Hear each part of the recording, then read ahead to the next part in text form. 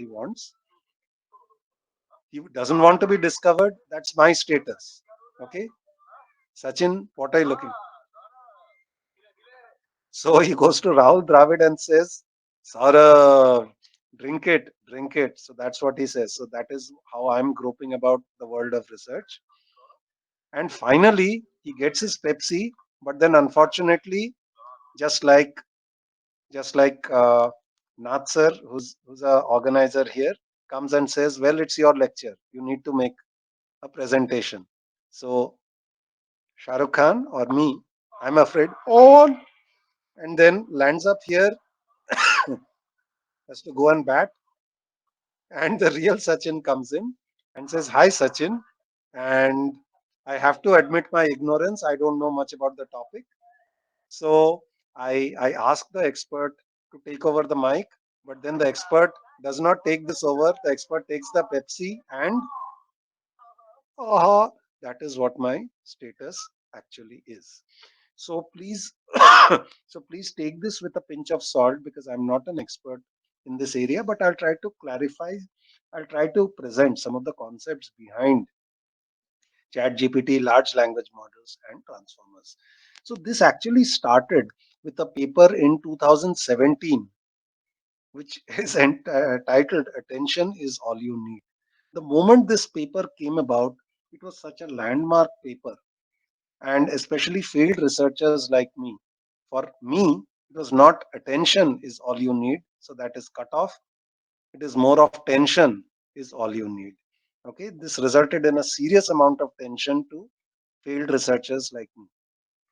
And what is the first thing that comes to one's mind when one hears the term transformer? Is it this?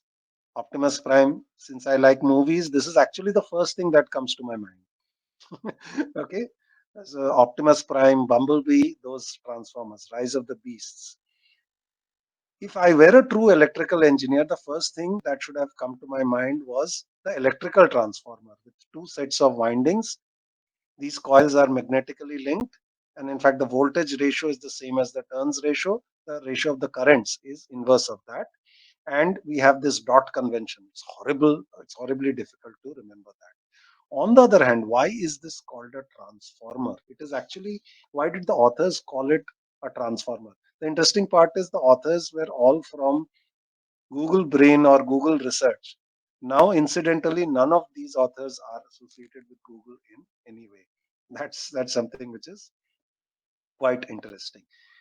The answer here is that the initial aim of having a transformer was to do sequence to sequence translation. So let's say the input is a sentence in German with, let's say, N1 words. The output is a transform, the output of the transformer network should be the corresponding translation in English of a sentence with, let's say, N2 words. The number of words could be different. So that is why this network is called a transformer. Now, this particular the main ideas, there are about three main ideas in the transformer paper which sort of characterized what was new and why this was landmark. So what I'll try to explain through the next set of slides is what are the basic concepts. So rather than go into nitty gritty details of things like what is the query vector or the query matrix Q, what is the key vector or the matrix of key vectors, what are the values as vectors or the matrix of all these value vectors, rather than go into nitty gritty details. Why is the feature vector of 512 length? What are the, are we actually splitting it? Are we dividing it by 2 to the power 6, which is 16? How are we collecting them? How is the training? We will discuss some points, but not too many nitty gritty details. Rather, let us try to abstract out the basic concepts behind transformers, which is things like positional attention, which is something like the scaled dot product as a function which can quantify attention. It is once again like Nath sir's question, it is not the only function which can do it. There are an infinite other possibilities, but there are some reasons to believe as to why Vaswani et al. Had this in their mind as one of the possibilities, and most of us have actually gone with this. We will show these things and what is multi head attention. Now, the first point to realize is that, in a way, a transformer, it's something like I give some input to Chat GPT. I ask Chat GPT to write a story. I give it some prompts. Chat GPT responds with the next word, and then I that is an input for the next iteration, and Chat GPT gives as an output the next one, so on and so forth. Okay. And of course, nowadays our students love to use Chat GPT not just for their answers. They also they also use Chat GPT. It's scary. They also use them for programming. And the trouble is that, so the same program appears differently at different times if one asks Chat GPT to do this. So that is the extent to which things have gone. Now, next word, prediction. Prediction of the next word, one might point out it's there in our mobile phones as well, right? For instance, when I start typing a message, typically in WhatsApp, it will give me three choices. Now, the important point to realize is that the choices that our mobile phone is giving us, they could read, they could lead to a complete bogus sentence which is not even syntactically correct in English. It simply gives a prediction for the next word on the basis of, let's say, the two or three previous words. That's it. It does not understand the complete context of the sentence. So one might end up with grammatically wrong or incorrect sentences if one is looking at the predictions using the what the mobile phone uses, and that technology is called, they are called n-grams. All right, that is using the previous, so 2 grams, 3 grams, it's using the previous two or three words to predict what the next word is going to be. The technology is simple. It can be implemented very easily on the on a mobile phone, wherein storage and compute power are at a premium. So you want this to happen. So it is possible to do it. But then we've come a long way from that in terms of technology.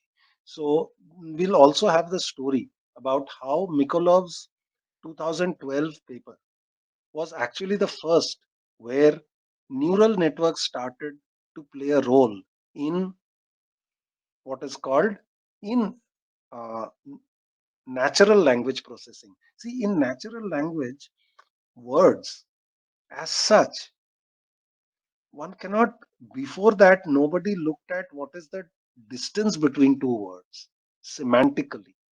So the Transformers paper actually does something like that. But let's go with a little bit of history. The important idea to note is that there is some structure or there is an order in randomness. And letters or words, letters in a word or words in a sentence do not appear at random. And in fact, this is an old observation in 1913 by the famous physicist and mathematician Markov. So Markov said the probability of a letter depends on the letters which appear before it. For instance, this order in randomness, if I have a Q, then naturally the next letter in the English language which appears after Q is a U. All right. So it is not purely at random. Similarly, if the most common letter in the English alphabet is an E, so there is a definite structure in complete randomness. In 1951, in fact, while I was trying to think of a better answer to Malayanath sir's question, the name of this gentleman came about, right? The concept of entropy. Okay, so Shannon extended some of these ideas from basic probability into the P log P framework, wherein he tried in this piece of work to predict the entropy of different English letters. And in fact, closer to home, so this is not Amit Kumar Bhattacharya, after whom the Symmetric Bhattacharya distance measure is named. He was another PhD student of the same supervisor, Mahalanobis. Mahalanobis was the founding father of the first institute for statistics anywhere in the world, which is the Indian Statistical Institute, the ISI, the good ISI, okay, not the bad ISI which is there in our friendly Western neighboring country. Okay, so so what this student did. So the first Bhattacharya, the one who's responsible for the symmetric Bhattacharya distance measure, that was a 1941 paper. So this is nearly 2 decades after that. Again, another PhD student of Mahalanobis, what he studied was he did a statistical entropy based analysis of a large piece of excellent text, which is essentially Tagore's Gitanjali, which got him the Nobel Prize for Literature. He did a statistical analysis on that. So people have studied all of this before. And till 2012, the engrams were the state of the art, and that was the state that is still used as the simple low cost, low computational cost prediction in mobile phones.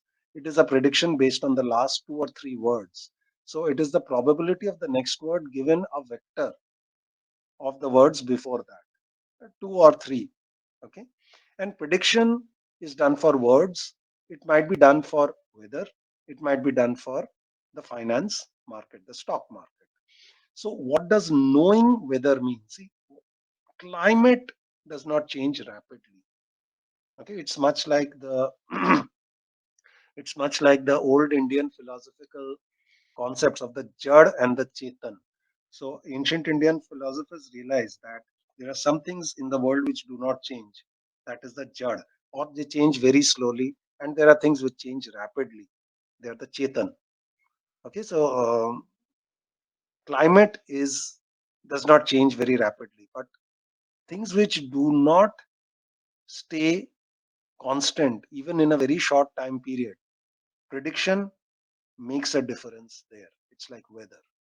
Okay, then knowing the market, like creating a good portfolio, then doing what is called high frequency trading, a good trader would be able to do that. Now in terms, so these are two predictions which are of a lot of importance, but then it's also like next word prediction is still an important problem. What does knowing a language well entail? One of them is text prediction. Get the next word, but arbitrarily not the next word, but the next word in context. And our mobile phones, the prediction there, they use engrams, they do not encode context very well. An example could be chatbots. Okay, there are all of these AI based chatbots which are based on the chat GPT technology. They're based on large language models. Indian Railways has a chatbot, I believe it's called Disha. Then there are Air India has a very good chatbot. So all of these are essentially commercial items.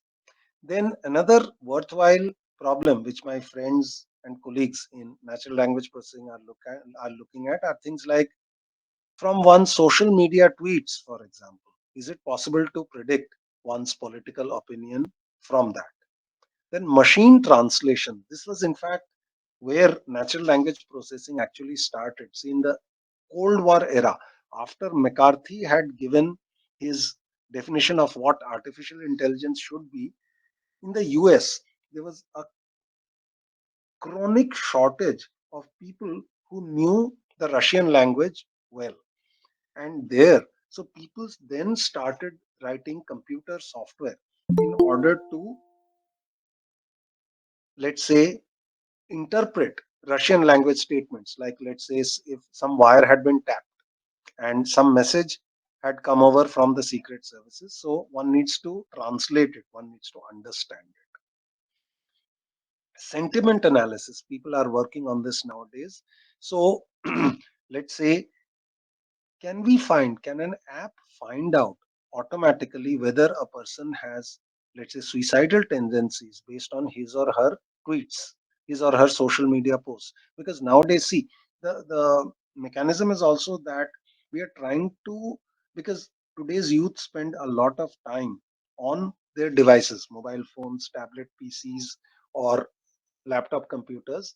So, is it possible to have an app on the same system which can raise red flags or raise alarms when a person has suicidal tendencies? Because sometimes people tend to communicate more with their mobiles or with their tabs or with laptops rather than with other human beings. Or for that matter, if let's say there is a bot which wants to give medical help. So in that case, you want the bot, you want the person to confide in the bot, to trust the bot enough to give information. So this is something like what Alfred Adler puts as degrees. So first is the large language model. The GPT like system should show compassion. One step above that is empathy, that is empathize with this, and the more complicated is sympathy. All right. So this is the only way in which a chatbot model could take data from an individual. So the individual should trust the chatbot enough to be able to give, let's say, put forth his or her hidden feelings to the chatbot. Because in a country like India, wherein access to even basic healthcare is often not there, so it is often important. On the other hand, the reach of mobile phones is fantastic in a country like India. So, is it possible to have a worthwhile chatbot which can do so? So, a bot which can not just collect information, it should also be able to give some medical help. So, people are looking at all of this. Now, let's look at a simple introduction. This again is by Serrano, and this is essentially what we talked about earlier. Transformers can keep track of the semantic context of what is being written. This is called coherence. And transformers have a huge amount of training data. That is why today, see, open AI is no longer open.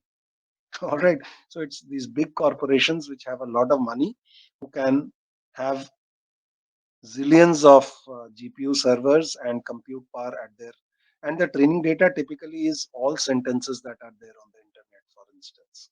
Okay, so huge amounts we are writing. We're looking at huge amounts of training data.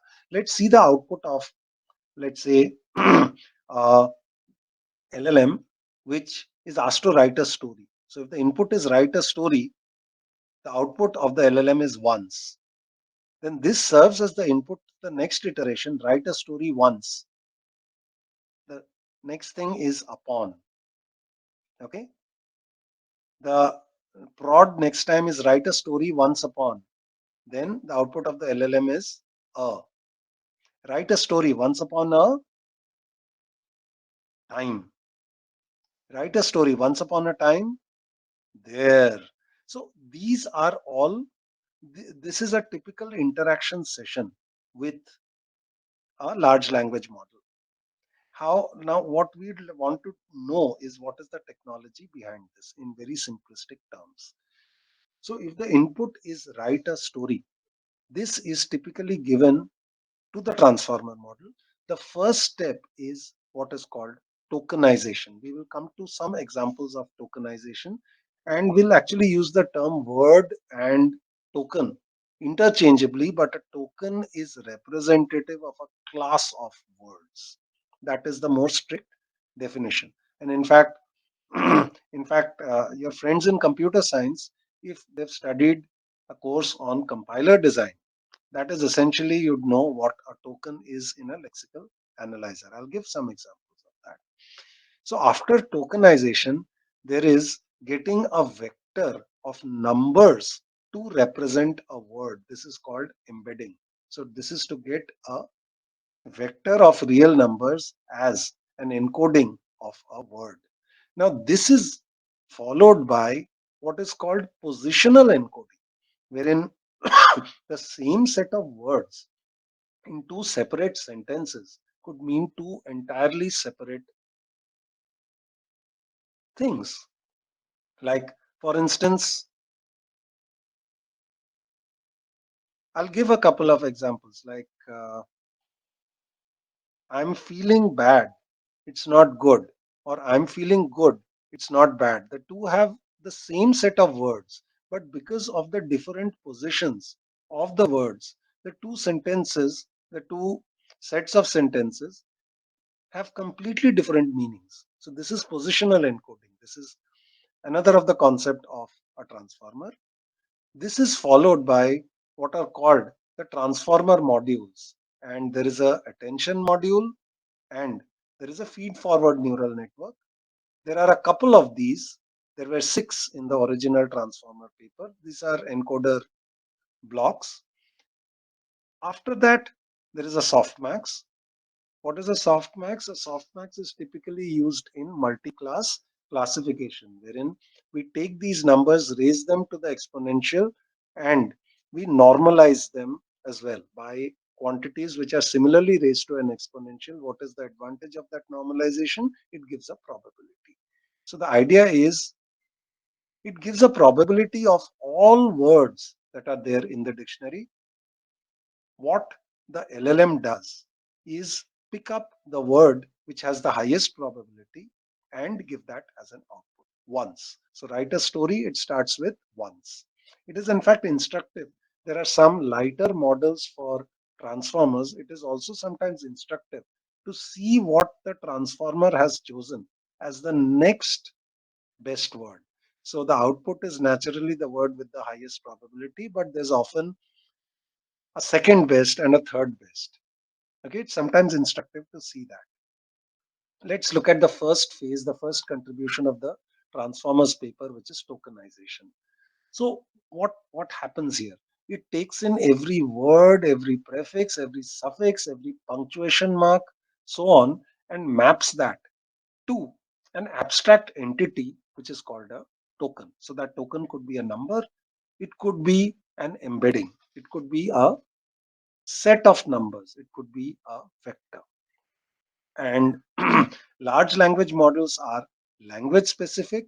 And in fact, for us electrical engineers, it's actually more natural to deal with signals which themselves are vectors of numbers. For natural language processing, they are these categorical entities. Words are categorical entities which do not naturally map onto a vector of numbers. That is a problem. So when Mikolov's 2012 word to vec paper came about, that was just about the first time that abstract and categorical entities got mapped onto a set of numbers. Before that, before 2012, it was such that, for instance, for recurrent neural networks, they had done pretty well with understanding the context of words in a sentence. So, there, for instance, if I were talking about, so what are the sort of things which, let's say, teenagers nowadays talk about in terms of food? So, they want things like they want a pizza, they want a burger or a sandwich. So, well, my wife tells me that apparently I have, although I have hardly got any hair on my head, my wife says that apparently this is also the kind of food that I really like and hanker for. So if let's say I have just these three food items, if my universe of food items is just these three, that is a pizza, a burger, and a sandwich, then in that case, I could have an encoding. This is what is called a one hot encoding. All right. So my pizza could be encoded as 100. A burger could be encoded as 010, and a sandwich could be encoded as 001. But as you know, this does not scale well. So an electrical engineer would say that fine, I could have a two-bit binary counter wherein my states would be 00, 01, 10, and 11. On the other hand, if I have a one hot encoding, it is what is called a Johnson counter, which will essentially be 1, then three zeros, then 0, 1, two zeros, 00, 1, 0, and 0001. So obviously it doesn't scale up. There's an exponential growth in size. So this approach would not work. Something which is very natural to electrical engineers in taking a vector of numbers as a signal, as an image, two-dimensional image, or a video. So there were things like, immediately there were things like a vision transformer, there was Vivid, video vision transformer, so on and so forth. They're completely domain specific. And the training. So once we have this encoding of words, we'll see some examples of that. The idea is that the large language model, the transformer or the GPT, it learns the structure of sentences or images or videos for that matter. So suppose the input is write a story. So it maps each word onto a token. What is this? For instance, let's say in a C or C++ like programming language, or even Fortran, there is a keyword called for. And how does the compiler, the lexical analyzer is the part of the compiler which is looking at this. How does it identify it? It just checks if the first character is a F, followed by a O, followed by an R. Then we have a keyword. It's actually a Moore machine or a Mealy machine, which on these inputs, it generates an output. The output would be a token which would indicate that the keyword for has been typed by the programmer. Or let's say in a C or C++ like language, if this is the statement, then it identifies this as. So int would correspond to the token for an integer data type, and these two would be variables. So these are the tokens. It's like part of speech tagger, right? So we've got nouns, we've got verbs, so on and so forth. So what I talked about was the conundrum between electrical engineering and computer science. So electrical engineering has actually laid the foundation of computer science in more ways than one. Dynamic programming, what computer scientists swear by, actually came from the 1940 studies of Richard Bellman, who was working on discrete time control. Graphs. Graphs, although started with mathematical problems like the Königsberg Bridge problem. So there was this city in Germany wherein there were lots of water bodies and lots of bridges. So the idea was, problems were raised that is it possible to actually have a path which traverses all the bridges in the city without anyone crossing one particular bridge more than once. So these sort of problems have generalized into what computer scientists today call the traveling salesperson problem. Then automata theory. The entire theory of automata, which all the way went down to the concept of a Turing machine, which represents anything that is computable, actually came from a flip flop. Okay, a flip flop. So, for instance, it is possible to implement the lexical analyzer of a computer completely on a breadboard using flip flops and other digital logic gates. This is fascinating. Now, what has computer science given electrical engineering? Natural language processing has given us techniques such as latent variable models, latent semantic analysis, probabilistic latent semantic analysis, then latent Dirichlet allocation, and of course now transformers. The first one actually corresponds to an, an SVD, a singular value decomposition done not over numerical values but in categorical space, okay, for categorical variables. So the CSEE difference in a way is CS is coarse grained. There are alphabets wherein if I represent them as numbers, we are closer to electrical engineering. Electrical engineering is fine grained. So CS, if we have strings of characters, there are algorithms for string matching. And at any stage, either there is a match or there is no match. In electrical engineering, entities are interpreted as signals, and one talks about correlation. Is there a correlation or a degree of match between one signal and another signal? So there are some of these issues which have obviously have similar time complexities and similar explanations as well. Now, in terms of, suppose we are given categorical variables, how do I assign a vector of numbers to that? Let's take some synthetic examples, completely synthetic, and then we'll also ask a question, how does ChatGPT do it? So let's say, suppose we have a semantic space Suppose somebody gives us the following words: calf, puppy, and dog. Okay, and we want to create a semantic space in two dimensions, and we want to wonder where the word cow would go. Now, if given these three, it is quite natural if we are able to get an interpretation that is the x-axis represents age. So puppy is a young dog, and size, from a puppy is small sized, and a calf is of the same age but the size is large. So cow, for instance, would come here. In effect, what I'm saying is, if I characterize the space, if I characterize all these words using 2 cross 1 vectors, I would essentially have a puppy corresponding to low age and low size, calf corresponding to low age and high size, dog high age and low size, and cow high age and high size.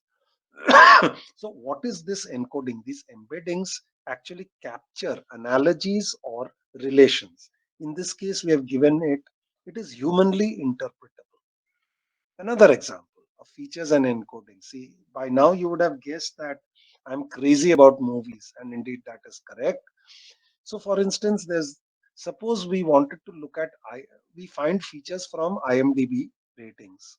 Okay, so IMDb, they would classify genres of movies. Suppose again we look at a handcrafted example. Suppose we have two axes. The two axes are action and comedy, and we want to characterize in this semantic space, two-dimensional space, action and comedy, where do these films lie? So, for instance, you've got Mail. This is that Tom Hanks and Julia Roberts movie. There's no action, zero, and comedy is five. So this might, for instance, have coordinates 0, comma 5. What about Rush Hour? There's a huge lot of action and there's a lot of comedy as well. So this is that one with the character Chris Tucker and the gentleman from Hong Kong. He's also there who does these stunts. Jackie Chan, yes. Jackie Chan is also there in this movie. Then came Rush Hour 2. It's got more action, and unfortunately, the comedy is not that much because lots of PJs in it, poor jokes. And the movie Taken is all action, but then no comedy. So I can have a movie in semantic space depending on the genre that I pick up from the IMDb ratings, and I can get the movie in a semantic space with two features alone. For instance, looking at this, one can conclude that Rush Hour and Rush Hour 2 are possibly similar movies, not just because their names are similar, but even in feature space, their coordinates are close by, and they're quite far from the other extreme movies like You've Got Mail or Taken. So, do you get the idea? There is a semantic space that is associated with words or set of words. Now, let's come to another concept in, okay, how does ChatGPT do it? ChatGPT typically starts from arbitrary initialization. So, with the compute power that these organizers have with themselves, they start from random initializations. And what they do is they remove a word and then try to reconstruct it. So, they solve the optimization problems and the local optima that come as a result of that. So, this they generalize across months of training with huge compute power and more or less a unified get a solution where there is convergence. Now, why does one need positional encoding? So here each word, or for that matter each token, is represented as a vector of numbers. So for instance, in this particular example, let's see this example. Suppose again we are looking at a two-dimensional world, and our two axes are one which represents technology, the other which represents fruitness. So we are going to have examples. Our domain would be fruits, or let's say things with technology like mobile phones and computers. An orange, suppose, has coordinates 0, comma 3. So it's high on a fruitness scale. Cherry. Growing cherries apparently needs a little bit of technology also. So a cherry would have coordinates like 1, comma 4. On the other hand, a mobile phone might have coordinates of 3, comma 0. It has nothing to do with any fruit. What we would like to look at is, let's say, ambiguous words such as apple. So apple could be a fruit. Apple could also be a mobile phone, let's say an iPhone.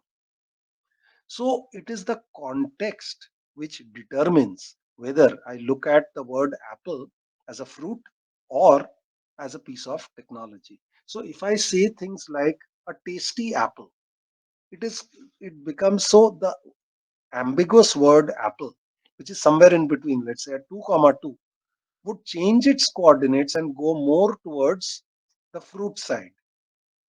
Okay. On the other hand, if I have a sentence like dependable apple or fast apple, then the term apple, the word apple, is going to gravitate towards the tech axis. It's going to come in this direction. So what is making these changes? The entity which is making these changes is the context in which we have used it. Now, sentences can have apple in any one of these two contexts, for instance. So it is important that a large language model like ChatGPT stores the representation for both kinds of apples. It should not store a representation for only one kind of apple, let's say a fruit. It should also store a representation for the apple which is a technical entity. All right, so these are the coordinates that we talked about. Now, so if the input in our previous example was write a story, then all of these entities would have, let's say, fixed size vectors of numbers, which could be positive, which could be negative, typically floating point numbers, right? That generalizes other numbers like integers. So every one of these words would have a vector of numbers which represent it.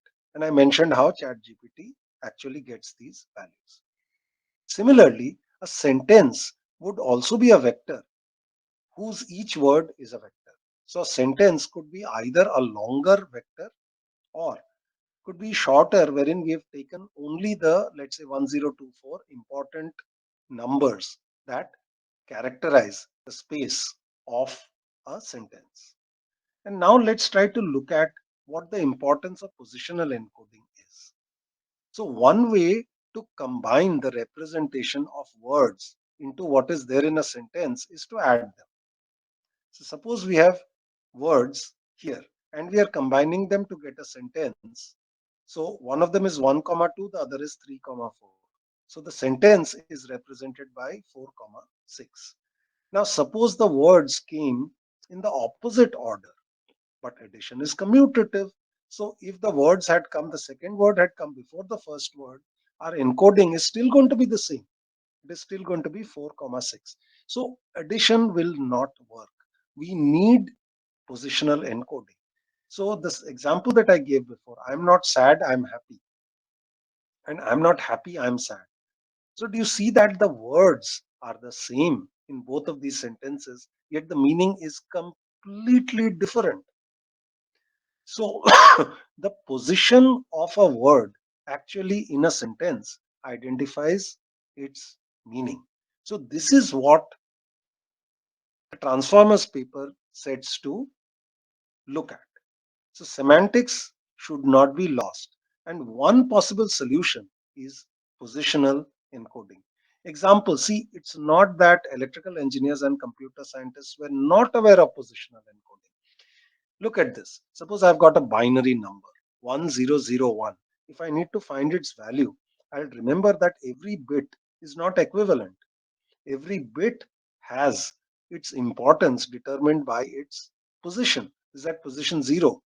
So would have weight 2 to the power 0. Here it's position 1.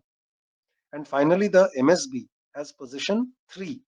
And it would represent 2 to the power 3, which is 8. So the total is 2 to the power 3 plus 2 to the power 0. That's 9. So a binary string in terms of going from the MSB to the LSB has positional encoding. A binary tree, computer scientists would point out that a binary tree is actually a two-dimensional data structure wherein it's not just a one-dimensional binary string which has positional encoding. I can encode this tree because for a node number I, where I starts from 0 to n minus 1, will have its left child at position 2i plus 1 and right child at position 2i plus 2. Okay, so this allows us to represent a two-dimensional data structure with positional encoding as a one-dimensional vector itself. So it's not that positional encoding was not there in either electrical engineering or computer science. It was there. Now, let us talk about attention. So, attention in transformers, large language models in ChatGPT is what is called scaled dot product attention. Let's talk about what the components are. There's a dot product. Okay, this clarifies context. I know I'm coming to the end of my time, so let me just speed up a little bit. So, it's like saying the context is different. So, the bank of a river. Suppose I'm looking at the representation of the word bank. So if bank is associated with river, then in this space, the representation for a bank and the representation for a river will move close. If the context is money in the bank, the word is the same, but in this case, the word bank gets close to the word for money. Or there is a bank of a road, the road is banked, that is, it's tilted. So here, road and bank would move close to each other. So bank, the term. So here I need to have three representations of the word, the same word bank, one of which is closer to the representation for the word river, the other which is closer to the word for money, the third which is close to the word road. So the term bank carries the information of neighboring words, the context. Another example is tiger in the green woods, a statement which would apply to a environmentalist, and tiger woods in the green, a statement with the same words, but this would appeal more to a golf enthusiast or a sports person. Then the problem of tasty apple and dependable apple or fast apple. So this is one of the characteristics of a transformer architecture. That is, there is multi-head attention. There are many different embeddings, and these are used to modify vectors and to add context to them.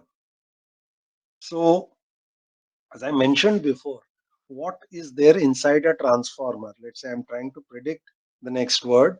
So, in this case, a feed-forward neural network actually predicts the next word. How does it predict it? It basically, and of course, softmax, as I mentioned, converts that score into a probability. So if I say write a story, then the next word is essentially could be any of the words in the English dictionary, right from some of the first few words like aardvark, that's an animal with a long nose, down to zygote, which is usually towards the end of a dictionary.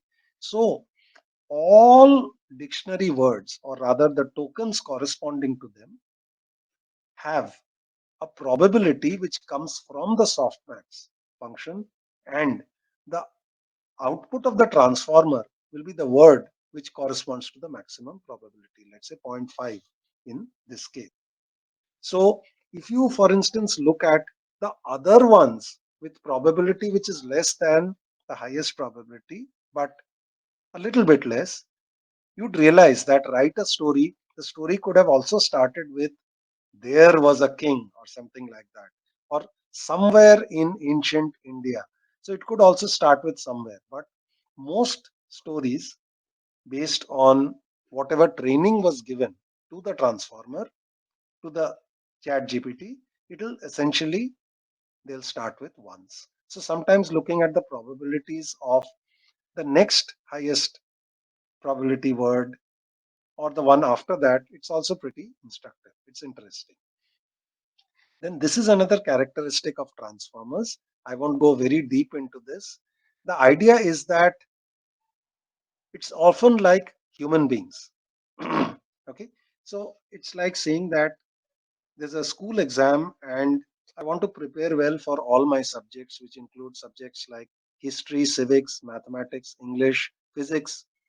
So there, fine, I prepare myself for all sort of subjects, but then on the day of the physics exam, I would still want to maybe revise the basic list of formulae, okay, or the laws, Newton's laws of motion. See, before the physics exam, I'm not going to revise ancient Indian history. I'm not going to revise the history of the Chola period. I'm not going to revise about Rajaraja Chola and Rajendra Chola conquering the entire Southeast Asia. I'm not going to do that. Why? It is the application, it is the context which is important. So typically, things like if I want to characterize a chatbot, what I'll do is I'll do the general training. It's like a general learning for an examination. And just before or the context, let's say I want to create a chatbot, then I would want to have a post training phase for that chatbot wherein that chatbot is additionally trained on question and answer repositories. For instance, the internet is not necessarily the best question and answer repository.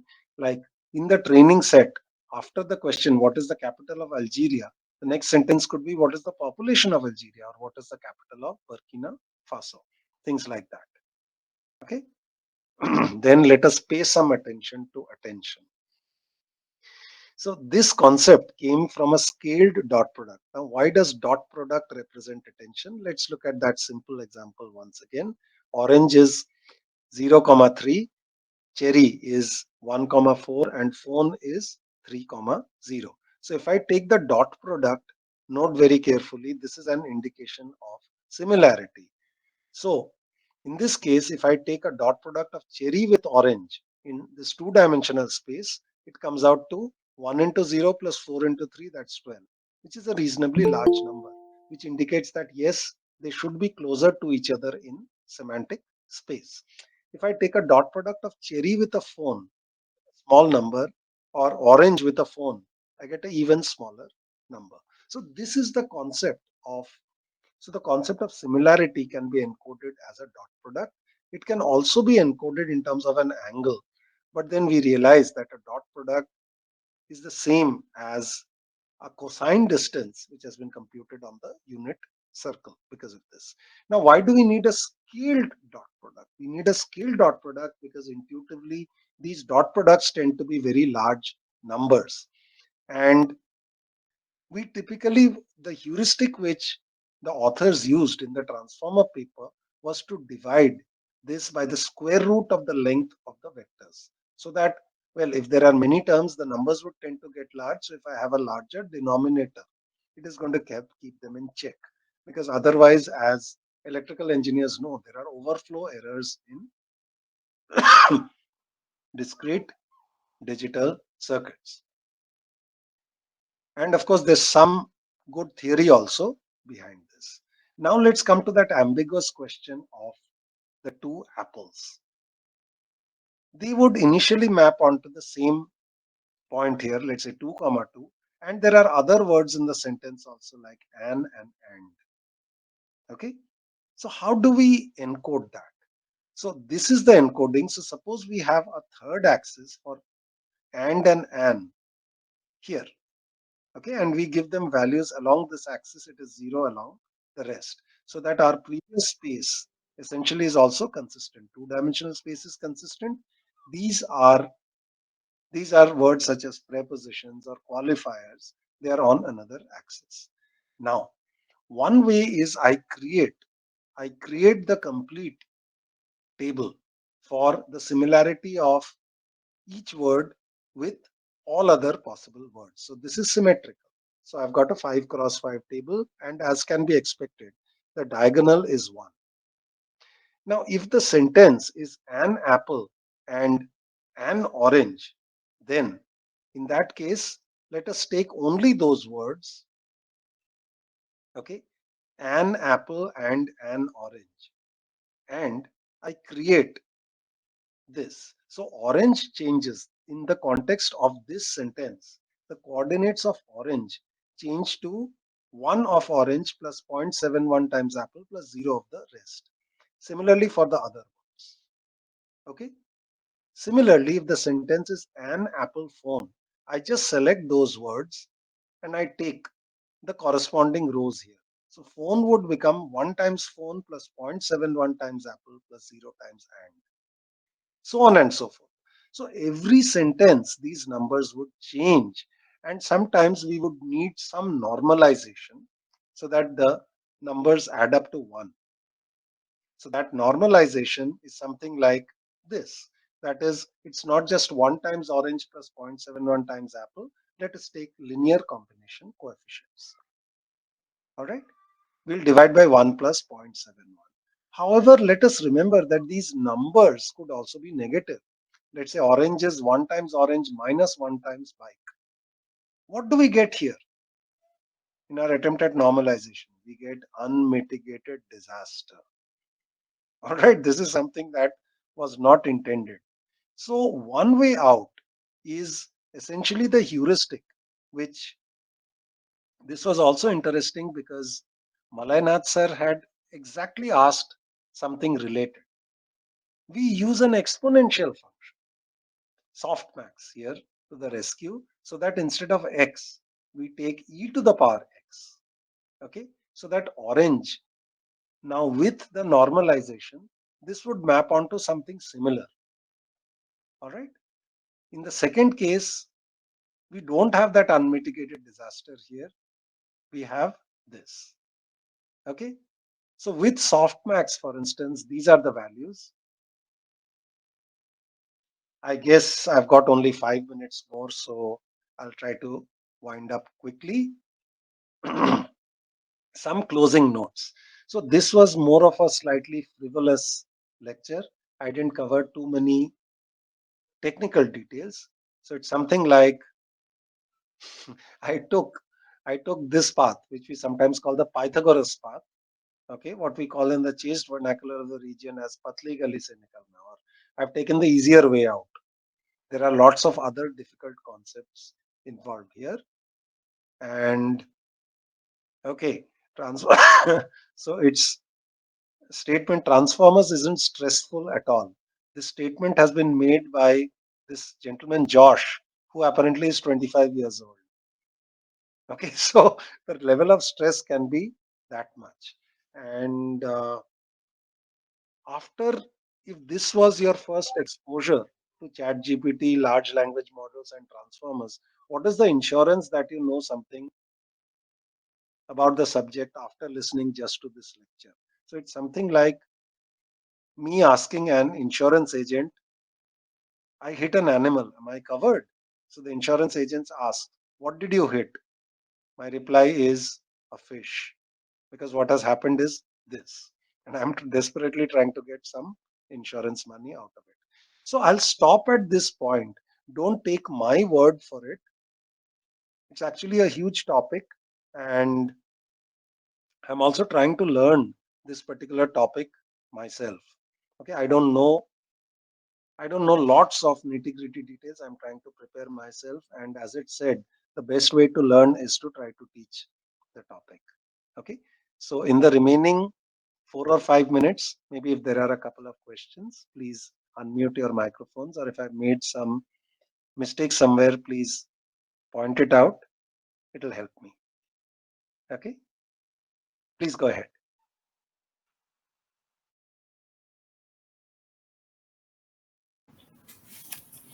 Participants, if you have any queries, please feel free to ask the question.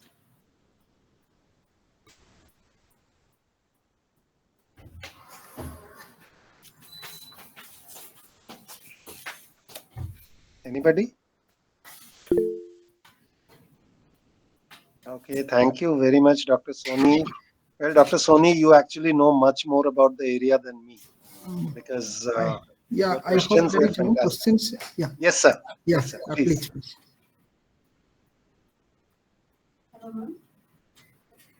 Yeah.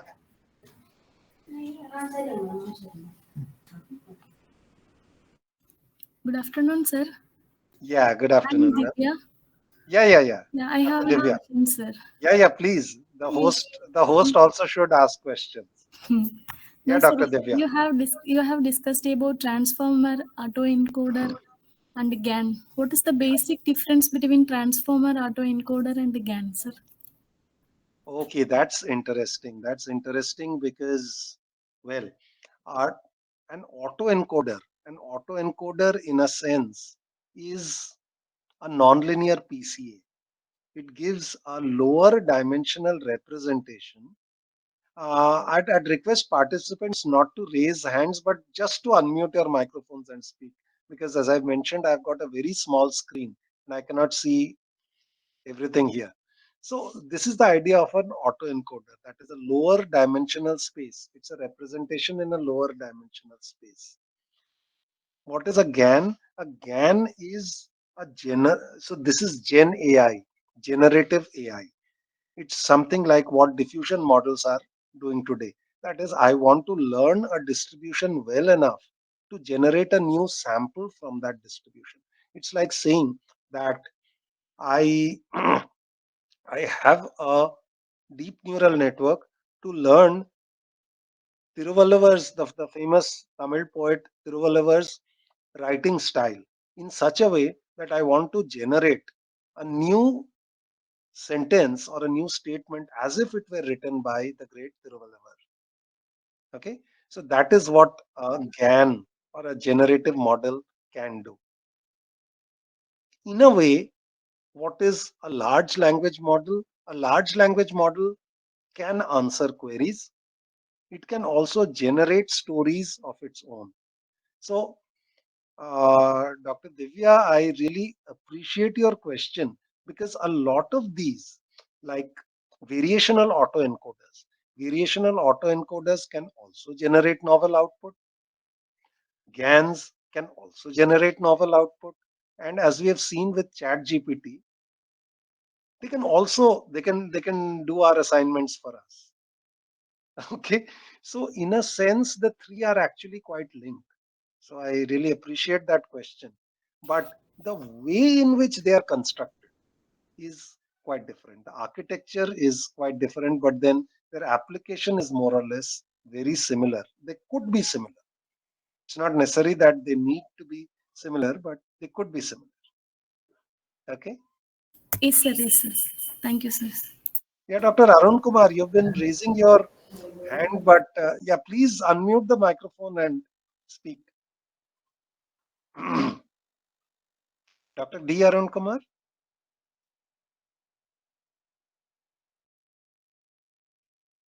Okay. Hello, sir. Yes. Yes, Sir, could Dr. you tell something about large vision models? How are they based on these LLMs? Unfortunately, I can't. First, Okay, sir. I am not very experienced in this. Second, I don't even have a single slide for this. But I'll just give you an idea. The basic idea is that, see, transformers, these researchers in natural language processing actually had to work up a huge amount of sweat in order to convert categorical entities like words into vectors. Now, in an image, forget an image, let's say in a signal, I've got a natural vector representation of, let's say, a window, a couple of sampling points. So I don't have to worry that much about creating a vector representation. For images, I could look at patches and I could convert those patches into one dimensional vectors. So those would be my words, or rather tokens, which would correspond to those words. So the idea is, can I look at those tokens and can I generate images? Okay, uh, which also represent proper context. All right, so they would be completely artificial or artificial images, but then yes. They would be generated. Thank Right? you, So sir. at a very simple level, this is what Yes, sir. vision transformers do. Thank you, sir. Okay. So I guess Nath sir would be quite worried. It's already 12:30 and this Yes, guy sir. is just speaking on and on and on and on. It's a bit a teacher like, so it's very difficult to get a teacher to close his or her mouth, even when one spouse is nearby. So I guess I'll stop at this point. Yes, sir. It's a very nice presentation. Thank you, sir. Yeah, I like to thank Dr. Sumantra Dattarai for accepting our invitation and delivering an incredible, wonderful session related to GAN, transformers, chatbox, as well as LLMs. Thank you, sir. So, Thank you very much. yeah, sir, thank I'll you. take your leave. Sir, Thanks. just a minute. Sir, Yes, sir. I request all the participants to on their video cameras so that we can Okay. take a photo. Okay, sir. Sir, kindly please stop sharing so that we can take a group Yeah, photo. yeah, yeah.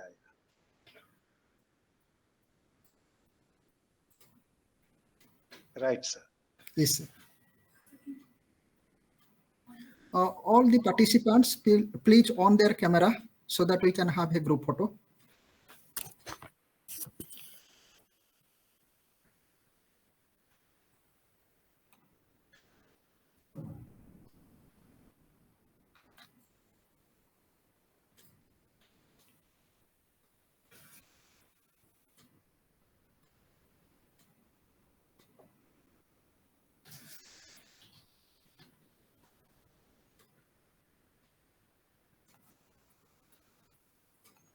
Thank you, sir.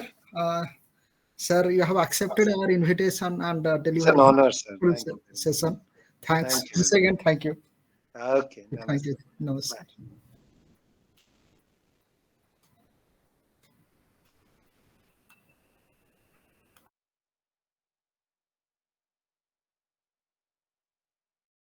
Bye. Dear participants, there is no session today afternoon, and today's session is shifted to tomorrow's evening time.